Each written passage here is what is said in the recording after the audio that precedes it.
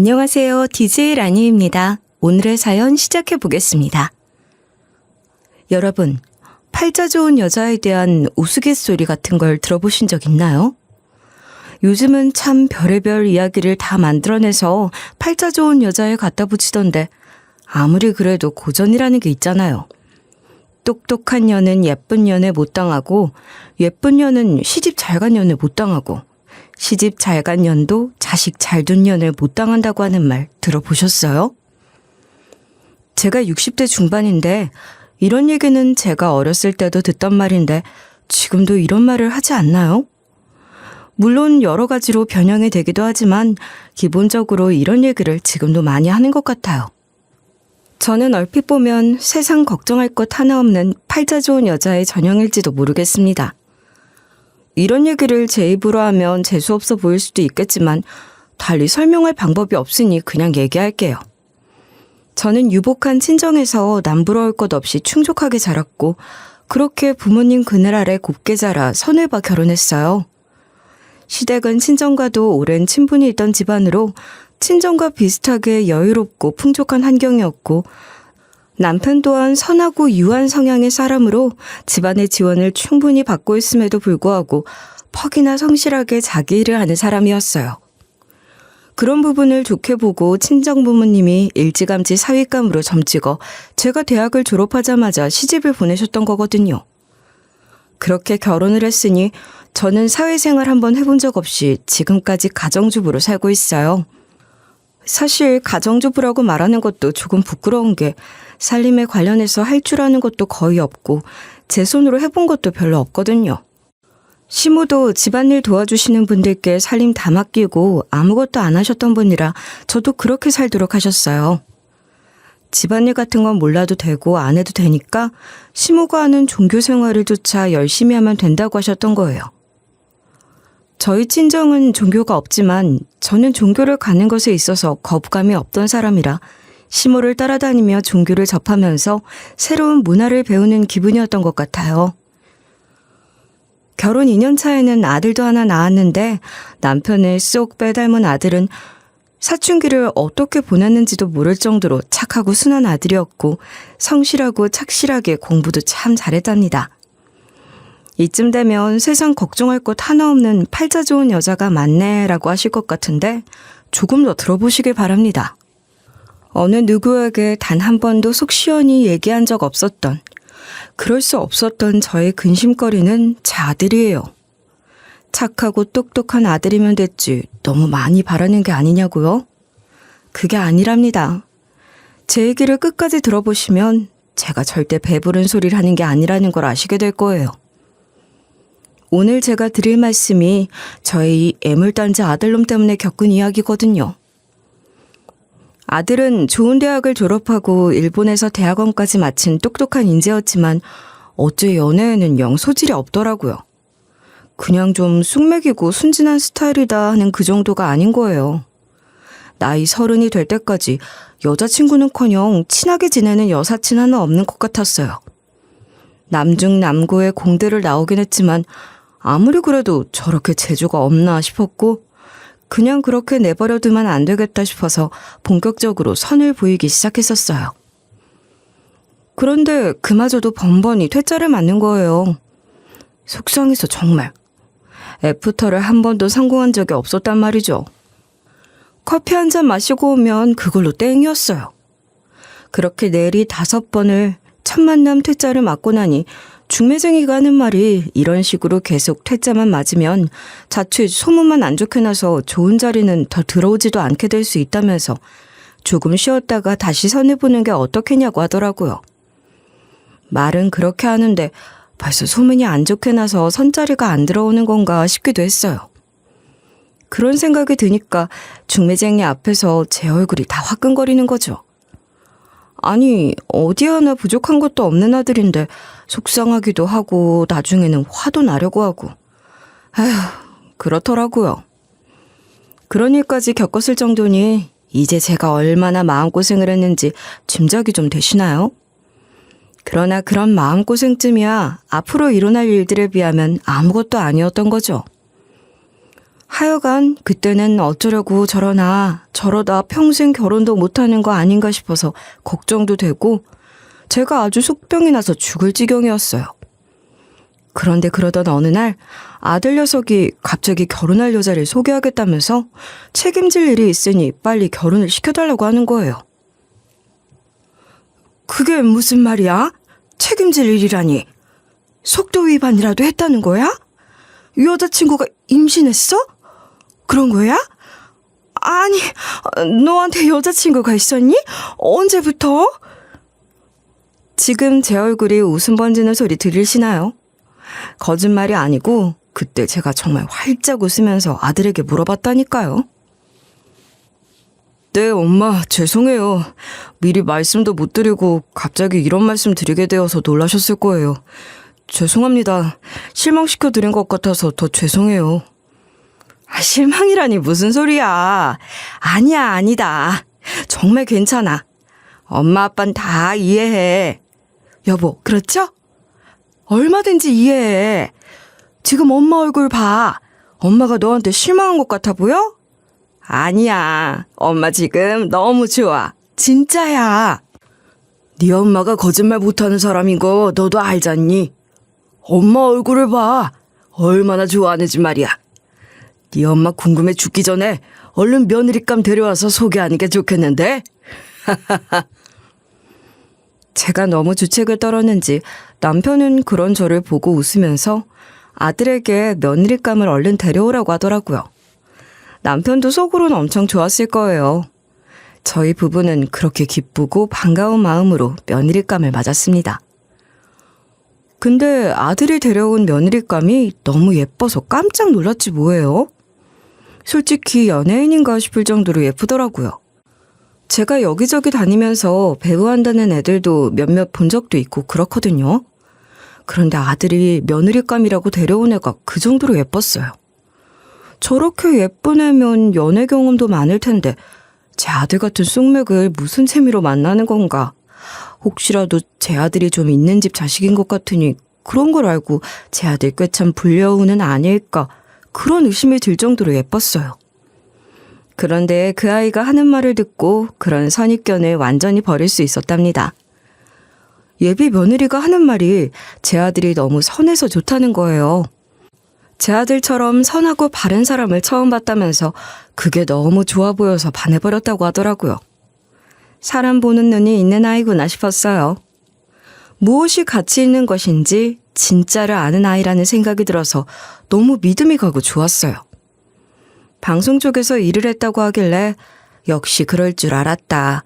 배우나 모델 일을 했느냐 했더니 그런 건 아니고 프리랜서로 편집부 일을 했다고 하더군요. 아들놈이 어떻게든 연애도 하고 결혼하겠다는 여자를 데려오기를 바라는 마음에 저와 남편이 오래전부터 아들에게 한 가지 약속을 했던 게 있었어요. 아들, 아빠랑 엄마는 네가 결혼하겠다고 데려오는 여자면 어떤 아이든 절대 간섭 안 할 거야. 학교는 어디를 나왔는지, 무슨 일을 하는지, 집안은 어떤지 그런 거 하나도 안 따질 거라는 얘기야. 네가 좋다고 하면 그거 하나로 합격이란 말이지. 가난한 집 아가씨도 괜찮아. 우리가 그 정도 밀어줄 능력은 되잖아. 얼마든지 팍팍 밀어줄 테니 마음 맞고 뜻 맞는 참한 아가씨 만나서 데려오기만 해. 알았지? 늘 그렇게 얘기하곤 했는데 그 마음은 진심이었어요. 그래서 아들이 데려온 며느리감을 진심으로 반갑고 고맙게 생각했고 마음으로 대했습니다. 아들 하나만 키워봤으니 딸내미 예쁜 옷 입혀서 데리고 다니는 친구들이 부러울 때도 많았거든요. 그런 제게 이렇게 예쁜 며느리감이 생겼으니 소원풀이 해야 하는 거 아니겠어요? 여기저기 데리고 다니면서 쇼핑도 엄청 했죠. 애가 얼굴도 몸매도 얼마나 예쁜지 몰입혀도 다 소화를 하는 거예요. 선물해줄 맛이 나는 거예요. 솔직히 제가 더 신나서 쇼핑하러 데리고 다녔던 것 같아요. 그리고 그 아이도 결혼하기 전부터 저희 부부에게 참 잘했어요. 시모의 영향으로 종교에 발을 들였고 문화생활하는 기분으로 종교생활을 했던 저희지만 그 세월을 무시할 수는 없는 거 아니겠어요? 이제 제게도 종교는 생활의 일부가 되었죠. 그래서 집에서 기도 모임 같은 것도 정기적으로 갖고 그런답니다. 특별한 기도 제목이 있을 때면 일정 기간 새벽 시간에 기도 모임을 갖곤 했었는데 제 아들 결혼을 앞두고 그런 모임을 갖고 있었거든요. 그걸 알고는 예비 며느리가 그 새벽에 꼭 와서 같이 기도를 하고 그러더라고요.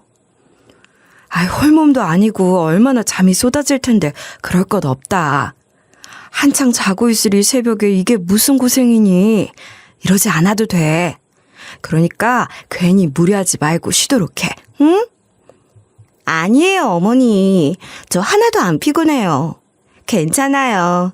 그리고 저희들 위해서 해주시는 기도인데 같이 와서 그 기운 받고 가면 너무 좋아요. 정말 제가 좋아서 오는 거예요. 말도 참 예쁘게 하지 않나요? 그뿐이 아니었어요. 기도가 끝나면 직접 과일도 깎아서 내어오고 차도 우려오고 그러는데 세상에 아들만 키워본 저는 그런 걸 처음 받아봤거든요.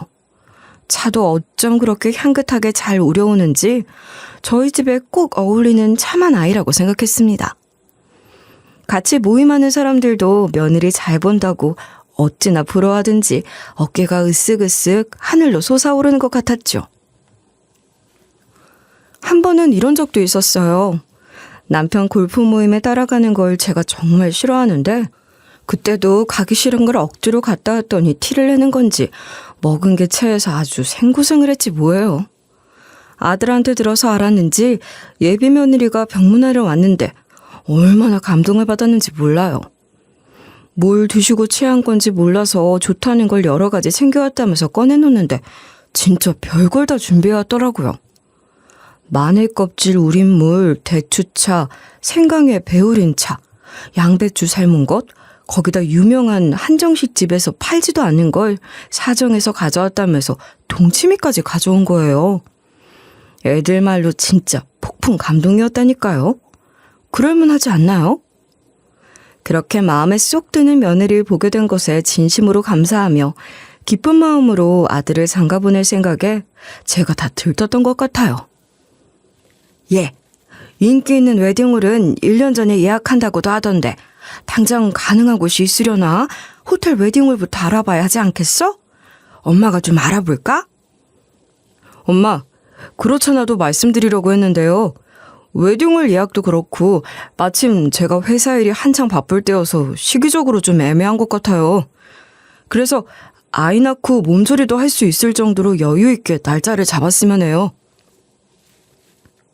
그래? 둘이 얘기가 된 거야? 아무리 그래도 결혼식도 못 올리고 배불러 오는 게 좀 그렇지 않니? 괜찮겠어? 네, 어머님. 저희 둘이서 상의한 거예요. 마음에 드는 웨딩을 예약하려면 어차피 그 정도 여유가 있어야 하고 배도 금방 불러오기 시작할 것 같아서 그럴 거면 그냥 아기 낳고 몸 회복해서 예쁘게 결혼식 올리고 싶어요. 그래, 너희들 뜻이 그렇다면 우리도 상관없어. 결혼식은 그렇다고 해도 신혼집은 마련해야지? 우리 며느리 홀몸도 아닌데 혼자 둘 순 없잖아. 어머님, 그냥 선우 씨 지내는 오피스텔에 제가 들어가려고 해요. 애기 태어나기 전까진 굳이 큰 집이 필요하지도 않고 또 선우 씨가 요즘 너무 바쁘고 출장도 많잖아요. 그냥 제가 간단한 집만 챙겨서 옮겨가면 돼요. 저희 집안에 얼마나 귀하고 반가운 며느리인데 결혼식도 미루고 신혼집도 제대로 갖춰주지 못한 채 아들과 합쳐 살게 하는 것이 못내 미안했는데 예비 며느리는 그때도 너무 예쁘게 말하더라고요. 그냥 둘이 같이 있기만 하면 그걸로 좋다나요? 솔직한 말로 예뻐 죽겠더라고요. 식은 바로 못 올린다고 하더라도 신혼이나 마찬가지인데 한창 신혼 재미에 깨가 쏟아져야 할 때 하필이면 선우가 이렇게 바빠서 어떡하니? 이번 주에도 스페인 출장 또 간다고? 출장이 너무 잦아서 큰일이네. 한 번 가면 또 한참 걸리는 장기 출장이잖아. 홀몸도 아닌데 선우가 제대로 챙겨주지도 못하고 혼자 있는 시간이 많아서 어떡해? 안쓰럽구나. 그러니까 엄마가 저 없을 때 잘 좀 살펴봐 주세요. 부탁드려요. 마음이야 제가 아예 옆에 끼고 보살펴주고 싶었죠. 그래도 제가 시애미 자리인데 예비 며느리가 아무리 제게 잘한다고 해도 그게 다 일일이 마음을 써야 하는 일인 거잖아요. 괜히 불편하게 하고 싶지 않아서 자주 부르거나 찾아가거나 그러진 못했어요. 며느리를 배려해서 안 하는 거라고 해야 할 것 같아요. 몸에 좋고 손 많이 가는 음식 같은 거나 한 번씩 갖다 줬는데 그것도 신경 쓸까 봐 일부러 현관 앞에 두고 간다고 문자만 남길 때도 있고 그랬어요. 저 나름대로 배려를 하려고 엄청 노력했답니다. 그렇긴 한데 제 손주가 뱃속에서 자라고 있다는 걸 곁에서 많이 지켜보지 못하는 게 좀 아쉽긴 했어요. 친구들 보니까 며느리나 딸 배 만져서 태동도 느껴봤다고 하던데 저도 그런 거 해보고 싶었거든요. 그런데 어찌된 일인지 예비 며느린 제가 살짝 손이라도 좀 대보려고 하면 소스라치게 놀라는 거예요. 그렇게 너무 심하게 놀라니까 제가 좀 민망하기도 했어요. 아니 얘 누가 보면 내가 너 때리는 줄 알겠어. 손만 들어도 어쩜 그렇게 놀라니? 네가 너무 놀라는 것 같길래 다시 네 배 만질 엄두가 안 나더라. 그러니까 그만 놀라도 돼. 어머니 죄송해요. 기분 상하셨죠? 저도 제가 왜 이러는지 모르겠는데 설명드리기 어렵지만 제가 좀 유난히 예민한 편이긴 한 것 같긴 해요. 너무 죄송해요. 저는 그냥 조심스럽게 만져보고 싶었던 것뿐인데 예비 며느리가 그렇게 예민하게 반응을 하니 며느리 배 만져보는 건 포기하기로 한 거죠. 괜히 건드렸다가 애 정서에 안 좋아져서 무슨 일이라도 생기면 어떡해요. 하긴 애비인 제 아들조차 못하고 있는 일인데 할미인 제가 괜한 욕심이다 싶기도 했어요. 아들이 출장이 더 길어지더니 아예 한국에 들어오지도 못하고 계속 스페인에 체류해야 하는 상황이 됐단 말이죠. 그러니 아들도 지 자식이 뱃속에서 노는 것 한번 제대로 느껴보지 못하고 있는 거예요. 나중에 둘째가 지면 꼭 어디 안 나가고 한국에 붙어 있을 수 있으면 좋겠다고 생각해야지 어쩌겠나 싶었어요. 그리고 그 일로 예비 며느리에게 서운한 마음을 가지지 않으려고 했습니다. 하루는 백화점에 갔다가 예비 며느리가 좋아한다고 했던 타르트가 보이길래 사다 주면 좋겠다 싶어서 연락을 했더니 너무 좋다면서 또 현관 앞에 두고 그냥 가시지 말고 들어와서 차도 한 잔 드시면서 타르트도 같이 먹고 가라고 하더라고요. 예비 며느리는 항상 그렇게 사람 기분을 참 좋게 만들어주는 재주가 있는 것 같았어요. 그렇게 너무 좋은 마음으로 오피스텔로 갔죠. 그런데 배를 누르기도 전에 현관 밖에도 들릴 정도로 집안에서 누가 소리를 지르고 난리가 났더라고요. 여자 목소리던데 돈 얘기인 것 같기도 하고 이어서 예비 며느리가 울부짖는 것 같은 목소리도 들리길래 너무 놀라서 다급하게 배를 마구 눌렀죠. 며느리는 시뻘개진 눈으로 문을 열던데 머리채라도 잡혔었는지 머리카락도 다 헝클어지고 꼴이 말이 아닌 거예요. 아니, 이게 다 무슨 일이니? 머리채라도 잡힌 거야? 세상에, 대체 누구니? 누가 이랬어? 안녕하세요. 이렇게 인사를 드리게 되네요. 제가 애미 되는 사람입니다. 네? 엄마라니 친엄마가 맞으세요? 얘가 지금 홀몸 아닌 건 아시나요? 친엄마가 맞냐니요. 초면에 말이 너무 심하시네요. 제 배 아파서 낳은 제 딸입니다. 애미가 돼서 딸 자식한테 이럴 때도 있는 거죠. 아들만 있어서 잘 모르시나 봐요. 아무리 그래도 그렇지 어떻게 임신한 딸 머리채를 잡고 그렇게 무시무시하게 소리를 지를 수 있는 거죠? 저로선 도무지 이해할 수가 없네요. 대체 무슨 일이길래 홀몸도 아닌 애를 이렇게 잡으시는 겁니까? 일부러 들으려고 들은 게 아니라 밖에까지 다 들리게 소리를 지르시니 어쩔 수 없이 들었는데 혹시 돈 문제로 이러시는 건가요? 다 듣고 들어오셨다니 뭐 다른 말은 할 수도 없겠네요. 네, 그래요.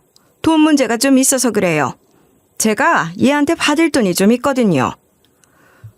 대체 얼마가 필요해서 이렇게까지 하시는 겁니까? 돈이 아무리 중요해도 어떻게 임신한 딸을...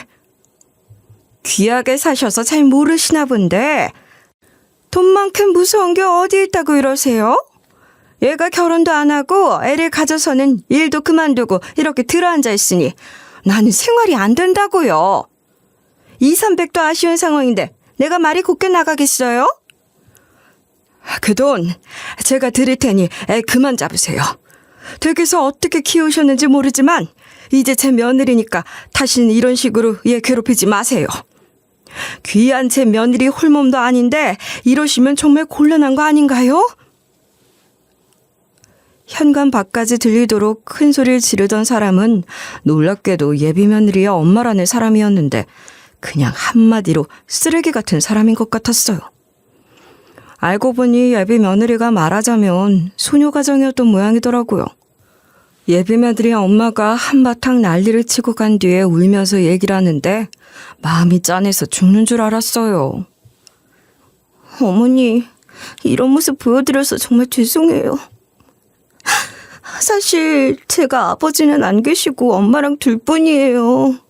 엄마는 평생 제대로 된 일자리를 가져본 적도 없어요. 늘 이 일 저 일 옮겨 다니시면서 정착하지 못하셨거든요. 그래서 저도 어릴 때부터 온갖 아르바이트란 아르바이트는 다 해서 용돈 벌어 쓰고 학비 내고 그랬어요. 그리고 취직해서는 엄마 생활비를 다달이 보내드리고 있었는데 그걸 안 한다고 저러시는 거예요. 아, 세상에. 어떻게 엄마란 사람이. 아휴. 네가 너무 책임감 있는 착한 딸이라 더 그랬나 보다. 그동안 혼자서 얼마나 마음고생에 심으니 그래. 진작 우리한테 이야기를 하고 도움을 구하지 그랬어. 선우는 알고 있니? 사실 인사드리러 갔을 때 이런 제 환경을 어떻게 말씀드려야 할지 걱정을 정말 많이 했어요. 그렇게 불우한 환경에서 자랐다고 하면 어머님이나 아버님께서 저를 안 좋게 보시고 마음에 들어하지 않으실까 봐 무서웠거든요. 그런데 아무것도 묻지 않고 따뜻하게 대해주셔서 얼마나 좋았는지 몰라요. 근데 너무너무 좋으면서도 불안했거든요. 근데 결국 이런 모습을 보이고 말았어요. 너무 죄송하고 부끄러워요, 어머니. 그렇게 자기 얘기를 하면서 하염없이 눈물만 뚝뚝 떨어뜨리는 예비 며느리의 모습이 얼마나 안쓰럽던지 말도 못해요. 무슨 위로를 어떻게 해야 하는 건지도 모르겠더라고요. 그냥 너무 안쓰럽고 또 안쓰러웠던 것 같아요. 어머니, 사실은요.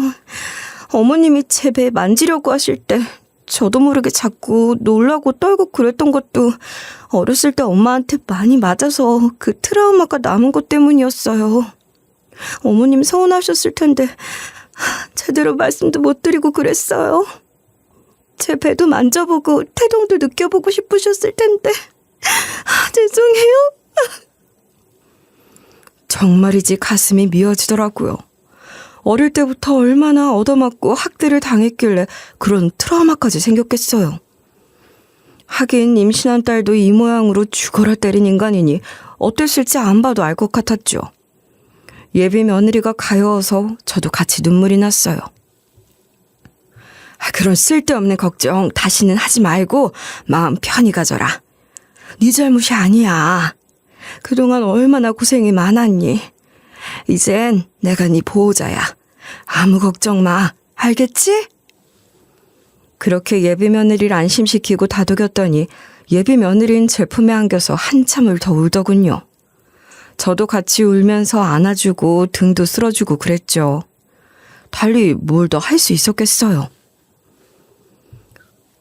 예비 며느리 엄마란 사람에게는 제가 직접 송금하려고 연락처를 받아뒀었는데 다시는 예비 며느리 괴롭히지 말고 혹시라도 비슷한 일이 생기면 저한테 연락하길 바라는 마음으로 그렇게 했던 거긴 했어요. 그런데 역시나 그 후로도 몇 번이나 더 연락이 왔고 그때마다 저는 필요하다는 돈을 보내줬습니다. 그러다 든 생각이 예비 며느리 엄마가 또 예비 며느리를 찾아가서 귀찮게 굴거나 못살게 굴지는 않을까 걱정도 됐고 곧 아이도 태어날 테니 아들 이름으로 만들어둔 아파트에 예비 며느리를 먼저 이사시켜야겠다는 생각이 들었어요.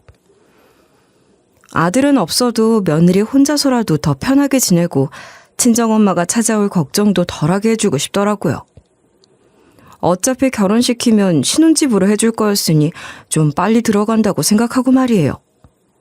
그렇게 예비 며느리가 그 아파트로 옮겨서 지낼 수 있도록 했는데 그러던 어느 날 스페인에 있는 아들한테 연락이 온 거예요.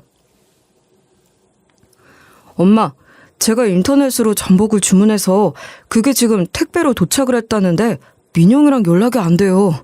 아이스박스 포장이 잘 되어 가긴 했을 텐데 아무래도 해산물이다 보니 불안해서요. 엄마가 가셔서 냉장고에 좀 넣어주시면 안 돼요? 그래. 깜빡 잠이 들거나 그랬나 보다. 잠이 한창 쏟아질 때야. 한번 잠들었을 때 푹 자게 두렴. 내가 가서 냉장고에 잘 넣어줄 테니까 걱정하지 말고. 얼른 채비를 해서 아들 며느리 신혼집인 아파트로 갔고 예비 며느리는 한창 잠이 쏟아질 때니 깜빡 잠이 들었나 보다 싶어서 조용히 문을 열고 들어갔거든요. 그 집은 아들 명의로 사둔 거지만 세입자 들이고 집 관리하는 것 전부 제가 하고 있었던 데다 예비 며느리를 이사시키면서도 제가 줄곧 비밀번호를 알고 있었으니 알아서 문을 열고 다녔고 예비 며느리도 별말을 안 했어요. 그래서 그날도 찾아가서 비밀번호를 눌렀는데 비밀번호를 바꾼 것인지 열리질 않더라고요. 그런데 집안에서 쿵쾅쿵쾅 음악 소리가 새어나오는 거예요. 제가 벨을 누르니 음악 소리가 바로 끊어지는 걸 보고 제 아들 신혼집에서 들리는 음악 소리가 맞다고 확신했고 예비 며느리가 집에 있다는 것도 확인할 수 있었어요. 그래서 문을 두드리면서 집에 있는 거 아니까 문 열라고 했어요. 그랬더니 한참 시간을 지체하다가 문을 열어주더라고요. 냉큼 들어갔죠. 들어가서 봤더니 집골이 말이 아닌 거예요. 부랴부랴 치운다고 치웠더라만 딱 봐도 술판 버려놓고 놀았던 흔적인 거 아시죠? 그 사이에 뭘 어떻게 제대로 치울 수가 있었겠어요. 냄새도 진동을 하던데 말이에요. 기가 찰 누르시잖아요. 배부른 임산부가 술판이라니 이게 말이나 되는 건가요? 그래서 어쩔 수 없이 싫은 소리가 튀어나오더라고요. 아니 얘야, 이게 다 뭐냐? 산딸 가까워오는 임산부가 그렇게 시끄러운 음악을 틀어놓고 술판에 버리는 게 말이 되니? 난 지금 이 상황을 보고도 믿을 수가 없구나. 너 내가 알던 민영이가 맞니? 선호 씨도 없이 하루 종일 너무 무료하기도 하고 친구들도 다들 너무 보고 싶다고 해서 오라고 한 거예요. 그리고 저는 술은 이별도 안 됐는데 뭘 그렇게 심각하게 그러세요? 예비 며느리는 너무나도 당당하게 그렇게 말하더군요. 그러나 그렇게 말하는 예비 며느리 입에서 술 냄새가 나는 게 확 느껴졌어요. 이런 거짓말을 저렇게 뻔뻔하게 할 수 있는 애였나 싶어서 너무 놀랍고 혼란스러웠습니다. 네가 말하니까 술 냄새가 여기까지 나는데 잡아댈 걸 잡아떼야지. 너 어쩌면 거짓말을 그렇게 아무렇지도 않게 하는 거니? 술이 아니고 무알콜 맥주예요. 요즘 그렇게 음료수처럼 나오는 무알콜 맥주가 얼마나 많은데요. 친구들 다 술 마시니까 저도 기분만 내려고 한 거예요. 거짓말이 아니니까 당당하게 말씀드리는 거죠. 내가 아무리 뭘 모르는 사람이라도 술 냄새랑 무알콜 맥주 냄새 정도는 구분할 수 있어요. 게다가 딱 봐도 술 기운이 오른 게 보이던데 정말 기가 막히는 일 아닌가요? 얘가 술 기운이 올라서 저한테 그런 식으로 막 나가는 건가 싶기도 했어요. 게다가 친구들이라고 불러 모은 애들이 참 어디서 그런 날라리들만 모아놨는지 옷차림이며 화장, 머리 스타일까지 가관도 아니었다고요. 그 꼴이 충격적이기도 하고 또 화가 나기도 했습니다. 술을 마셨고 안 마셨고 그걸 이제 와서 따져본들 못하겠니? 됐으니까 네 친구들이나 돌려보내렴. 당장 다 나가라고 해. 화가 치밀어 올라서 그렇게 소리 질렀는데 예비 며느리 친구라는 것들도 가만히 있진 않더라고요. 야, 너네 시엄마 완전 상꼰대네? 나가지 말라고 해도 나갈 거예요. 우리한테 직접 얘기하면 되지. 왜 너한테 전화를 해? 우리랑은 말도 섞기 싫다는 거야? 뭐야? 그러니까 말이야. 고상한 척하면서 그게 무례한 건 줄도 모르는 거지. 모르는 걸 어쩌겠어. 우리가 나가드려야지. 있으라고 붙잡아도 나갈 거였는데 쫓겨나는 것 같아서 기분만 더럽네. 네, 솔직하게 고백하자면 제가 예비 며느리 친구라는 것들을 상대하기 싫어서 예비 며느리한테 친구들 내보내라고 소리 질렀던 건 맞아요. 그건 인정해요. 그건 저도 잘한 게 없다고 생각하고 후회도 했어요.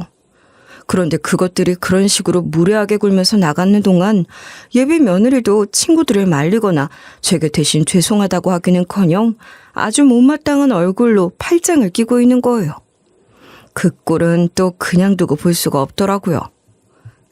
얘, 너 지금 그 태도가 뭐니? 지금 네가 잘했다는 거야? 그렇게 싫은 티를 팍팍 내고 서 있는 건 나한테 시위라도 하겠다는 거니? 제가 잘못한 게 뭐죠? 몸은 힘들어 죽겠는데 선호 씨는 코빼기도 볼 수가 없고 외로워서 친구들 좀 불러기로 서니 그게 뭐가 그렇게 잘못된 일인지 정말 모르겠어요. 그걸 갖고 친구들도 있는 앞에서 저한테 그런 식으로 대하시면 어떡해요. 그리고 저한테만 그러시는 것도 아니고 제 친구들한테까지 그런 식으로 대하는 게 어디 있어요? 어머니 교양 있는 분 아니셨나요? 정말 실망이에요. 예비 며느리는 끝까지 자기 잘못은 하나도 없고 온통 제 잘못이라며 바락바락 대들더라고요. 더 있다가는 돌이킬 수 없는 말까지 하게 될 것 같아서 나와버렸어요. 뒤돌아 나오는데 목구멍까지 차오르는 말들이 어찌나 많은지 꾸역꾸역 참느라 힘들었어요. 뱃속 손주를 생각해서 가까스로 참았던 것 같아요. 제가 조금 더 어른스럽게 대처를 했었다면 좋았겠지만 저도 사람인데 그렇게는 안 됐던 거죠. 그 꼴을 보고 어떻게 그럴 수가 있었겠냔 말이에요. 그리고 아무리 생각해도 그날 예비 며느리가 제게 보인 태도가 용서가 안 되더군요. 그래서 일체 연락도 안 하고 있었는데 며칠 뒤에 예비 며느리가 저희 집으로 찾아왔더라고요.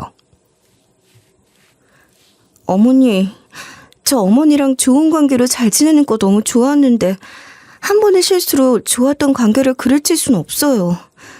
저 어머니랑 다시 잘 지내고 싶어요. 근데 그 얘기라는 애 얼굴이 너무 안 좋아 보였어요. 딱 봐도 어디가 많이 아픈 애 같았거든요. 컨디션이 그렇게 안 좋은데 저 몸을 해서는 저한테 사과를 하러 왔구나 싶어서 마음이 또 약해지는 거예요. 그래서 일단 소파에 편하게 앉으라고 하고 앉혔는데 그러면서 보니 예비 며느리가 입고 온 인부복 아래쪽이 조금씩 젖는 게 보이더라고요.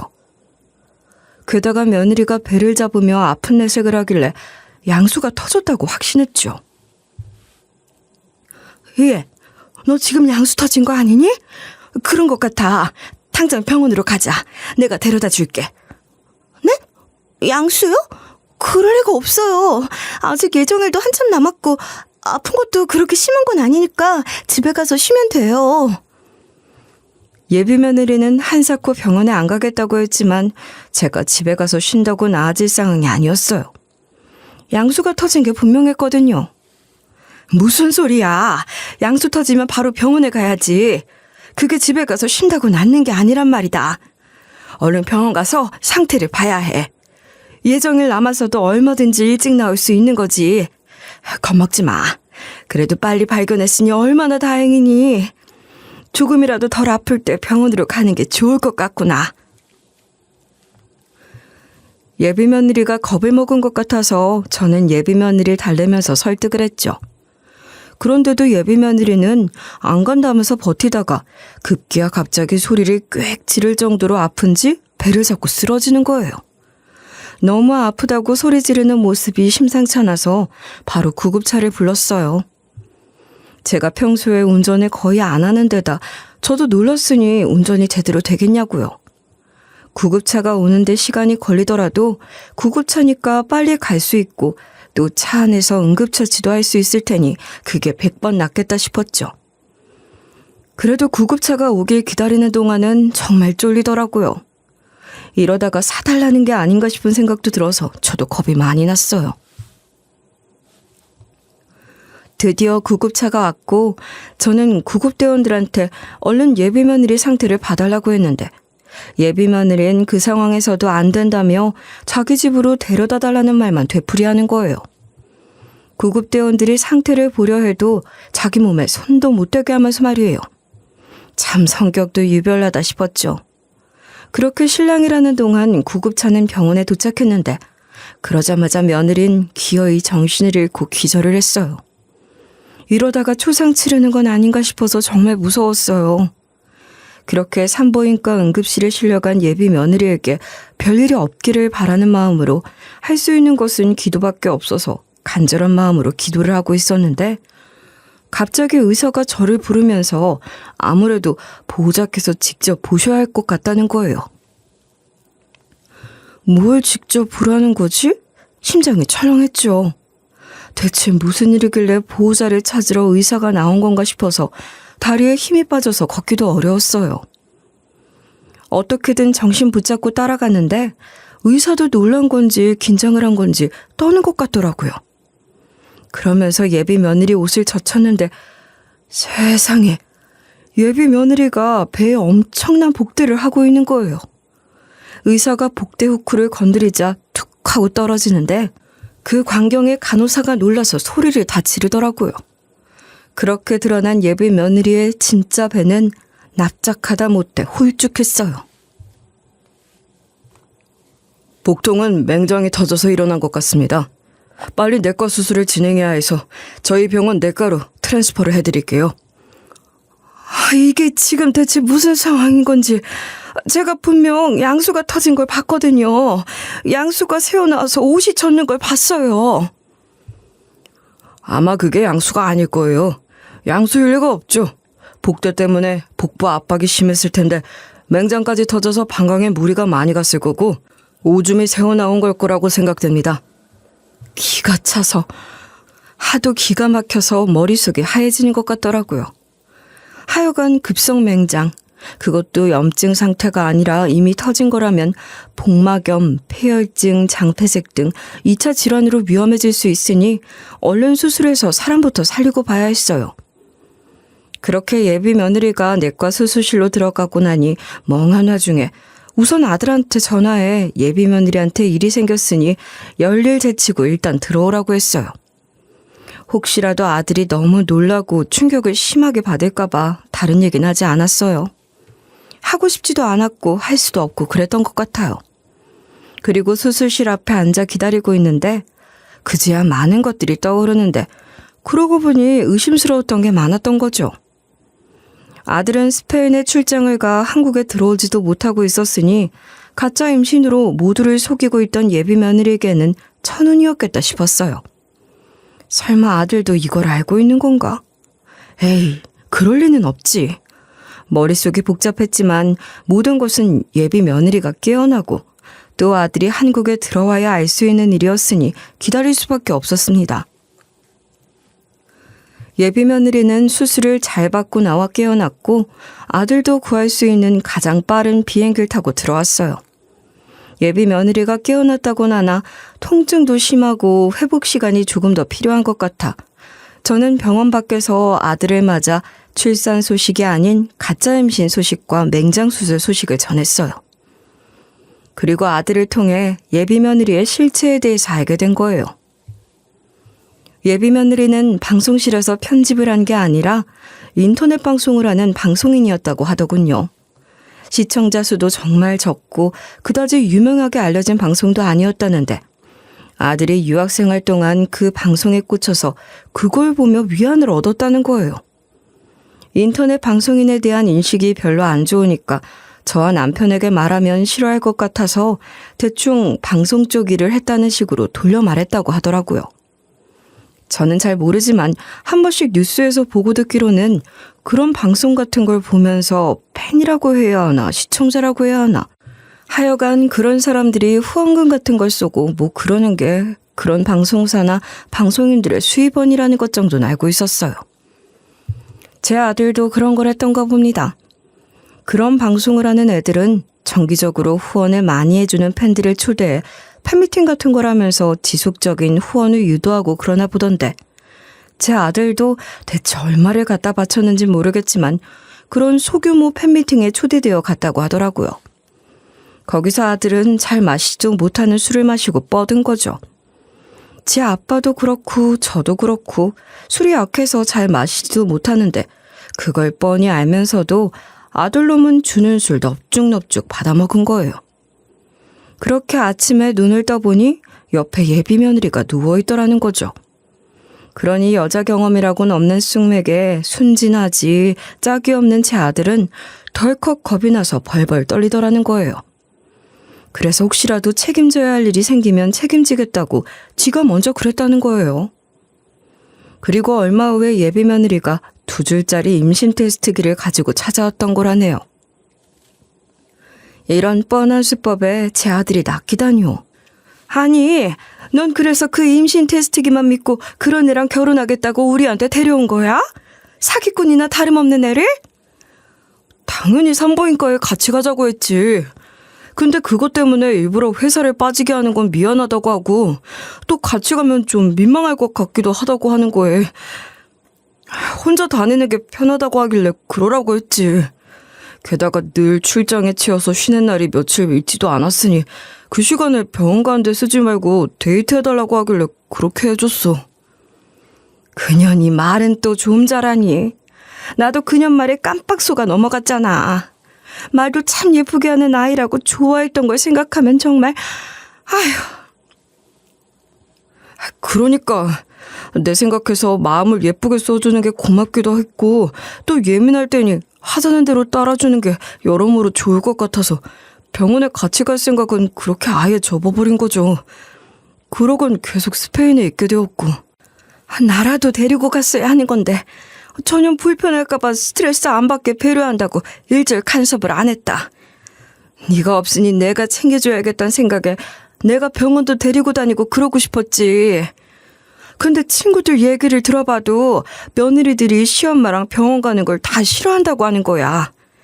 내 며느리는 다르다고 생각하고 싶었지만 알 수 없는 일이니 조심하는 게 좋다고 생각했지 뭐. 그러니까 어디서 누구 것인지도 모를 양성 임시 테스트기 하나 구해서 나한테 사기를 쳤다는 거네. 돈이나 좀 뜯어낼 심산이었을 텐데 뭐 완전 대우를 낚은 게 아니고 뭐야. 아마 처음부터 이럴 작정은 아니었을 거야. 이렇게 될 수도 없는 거지. 네가 후원금도 펑펑 쏘고 입는 거며 뭐 그런 게 다 좀 있어 보이잖아. 그런 건 딱 보면 아는 거잖니? 게다가 순진해 보이기까지 하니 임신 공격으로 돈이나 좀 뜯어내려고 했을 텐데 뜻밖의 결혼까지 하겠다고 하고 집에 인사도 시키고 그랬지 않니? 그러는 동안 전혀는 우리 집 재산이 어느 정도인지 속으로 계산기 때려봤을 거야. 나쁘지 않겠다 싶었겠지. 심지어 내가 좀 잘해줬어야지. 그야말로 물심양면으로 퍼다 줬잖니. 그러니 제대로 물었다 싶어서 지도 그 정성을 쏟으며 잘하고 그랬었겠지. 그년 사정이야 어찌되었건 간에 저희 가족은 모두 큰 충격을 받았고 그중에서도 제 아들이 받은 상처는 말도 못하게 심각했습니다. 남편도 손주볼 생각이 신났었는데 우울해했고 저도 우울과 분노의 감정을 오가며 힘들었어요. 제 아들이지만 저 등신 같은 놈이 너무 한심해서 아들놈 등짝을 얼마나 세게 내리쳤는지 몰라요. 나중에는 제 손바닥이 다 벌겋게 달아오르더라고요. 아들 등짝을 내리치느라 제 손바닥까지 달아오른 걸 보는데 그년에 대한 분노가 치밀어서 도저히 참을 수가 없는 거예요. 그래서 그년 입원시켜 놓은 병원에 가서 그년한테도 한바탕 퍼부어줬습니다. 기가 막혀서 산부인과 응급으로 넣어놨더니 급성 맹장염이 웬 말이야. 의사 말이 회복이 빠르다고 하니 내일쯤은 퇴원해도 될 거야. 퇴원 수속은 네가 알아서 해라. 나는 물론이고 선우도 여기 오는 일은 없을 거야. 퇴원은 혼자 해도 되지만 병원비는 정산 좀 해주세요. 아시다시피 제가 그동안 일도 계속 쉬었고 모아놓은 돈도 없어서 병원비를 낼 수가 없어요. 이년 이거 뻔뻔한 거 보네. 너 진짜 도라이니? 내가 네 병원비를 왜 내줘? 말이 되는 소리를 해야지. 기가 막혀서. 상황이 좋지 않다는 건 알겠는데요. 저도 어쩔 도리가 없어요. 병원비 안 내주시면 저 퇴원도 못해요. 그럼 병원비만 계속 올라가겠죠 뭐. 넌 뭐가 그렇게 당당하니? 네가 나한테 병원비 내달라는 말을 어떻게 할 수 있냐고. 내가 너희 엄마한테 보낸 돈만 해도 1,000만 원이 넘는다. 너희 엄마한테 연락해서 병원비 내라고 하든지 알아서 해. 1,000만 원이 넘어요? 대체 몇 번이나 보내주신 거예요? 돈을 보내셨으면 저한테 말씀을 하셔야죠. 정말 엄마 뭘 어떻게 하고 다닌 거야? 너희 엄마 걱정할 것 없고 네 걱정이나 해야 할 거야. 퇴원을 하든 말든 내 알 바 아니고 선우한테 연락할 생각 같은 건 하지도 마라. 네 번호 차단했다고 하니 연락해도 연락이 안 되겠지만 말이야. 네가 내 아들이나 우리 집안을 얼마나 우습게 봤는지 모르겠지만 큰 실수한 거라는 걸 알게 해주마. 네가 저지른 짓은 사기야, 사기. 알고는 있지? 네가 늘어놓는 변명 같은 건 듣고 싶은 생각이 없으니까 할 말 있으면 법정에서 해. 알겠니? 절망에 빠진 아들놈 대신 저라도 정신 차리고 예비 며느리년을 아들에게서 떼어놓고 전연 저걸 어떻게 족치나 어떻게 잡을 수 있나 방법을 찾아보기 시작했습니다. 그 사이 그년이 산부인과에 다녀왔다며 초음파 사진을 2번 정도 보여준 적이 있는데 그것도 양성 반응이 나온 임신 테스트기처럼 남의 것을 빌리거나 뭐 그랬을 것이 분명하잖아요. 원래 이런 일을 당하면 널리 소문을 내야 방법이 생기는 법이죠. 그래서 저는 제 아들이 당한 이 억울하고 기막히는 일에 대해서 지인들한테 하소연하면서 처벌할 방법에 대해서 조언도 구하고 그랬어요. 어디서 소문이 이상하게 나는 것보다는 제가 제 입으로 그렇게 얘기하는 게 100만 배 나은 거죠. 그러다가 알게 된 건데 양성 임신 테스트기나 산부인과 초음파 사진 같은 걸 돈 주고 거래하는 것들이 있다더라고요. 세상에 참 별별 것들이 다 있네요. 그런 걸 돈 주고 사서 뭐 하는 거겠어요? 그년처럼 사기치는 데 쓸 것이 분명한데 그걸 다 알면서도 돈 받고 그걸 팔겠다고 올려놓고 그런다는 거잖아요. 씁쓸한 건 씁쓸한 거고 저는 증거가 필요했어요. 그래서 또 좀 알아보니 메일 주소나 SNS 아이디 같은 걸로 인터넷상에서 관련 신상 정보를 탈탈 털어주는 일을 하는 전문가들이 또 다 있더라고요. 그래서 그런 곳에 의뢰를 했더니 예비 며느리였던 그년이 인터넷 사이트를 통해 임신 테스트기며 초음파 사진을 구한다는 글을 올려놓은 걸 다 찾아내주는 거예요. 놀라기도 했고 무서운 세상이다 싶기도 했지만 저한테는 너무나 소중하고 절실한 증거들이었으니 고마운 마음이 먼저 생기더군요. 그렇게 모은 증거들을 갖고 변호사를 찾아갔어요.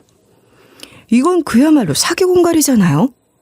변호사 말이 사기죄가 충분히 성립될 수 있다고 하더라고요.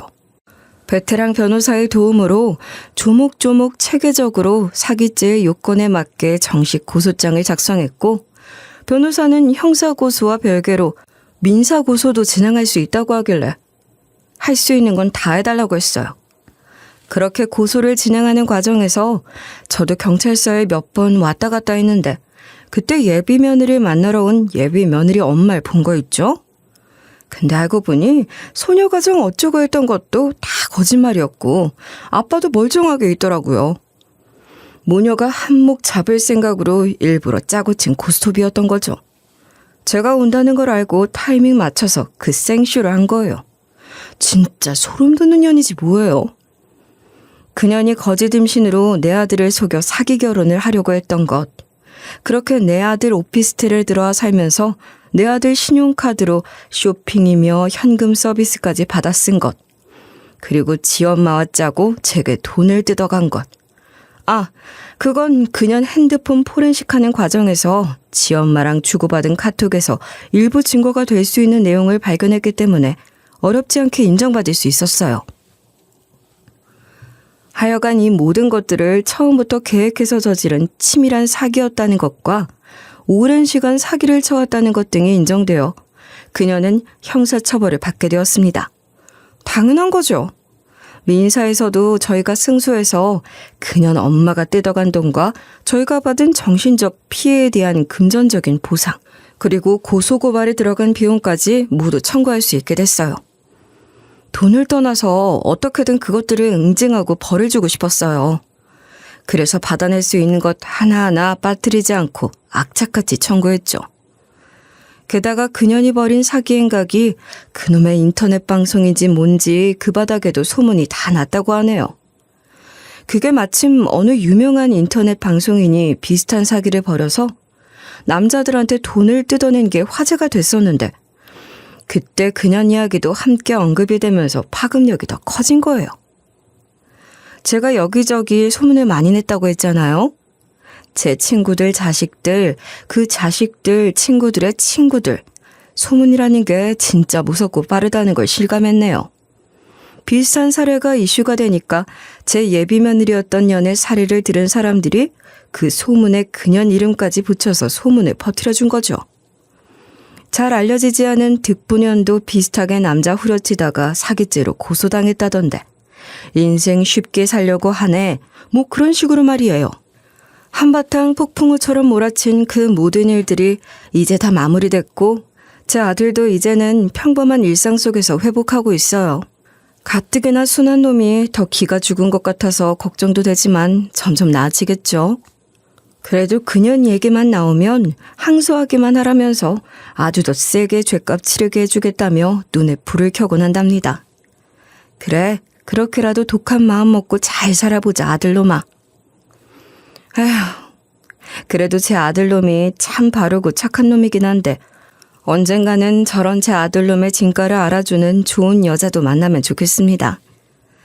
혹시 관심 있으신 분이나 주변에 좋은 사람 알고 계시면 댓글 남겨주길 바랄게요. 저의 신세 한탄 끝까지 들어주셔서 감사해요. 여러분들 응원으로 힘낼게요. 좋은 기운, 긍정적인 기운 많이 많이 보내주세요.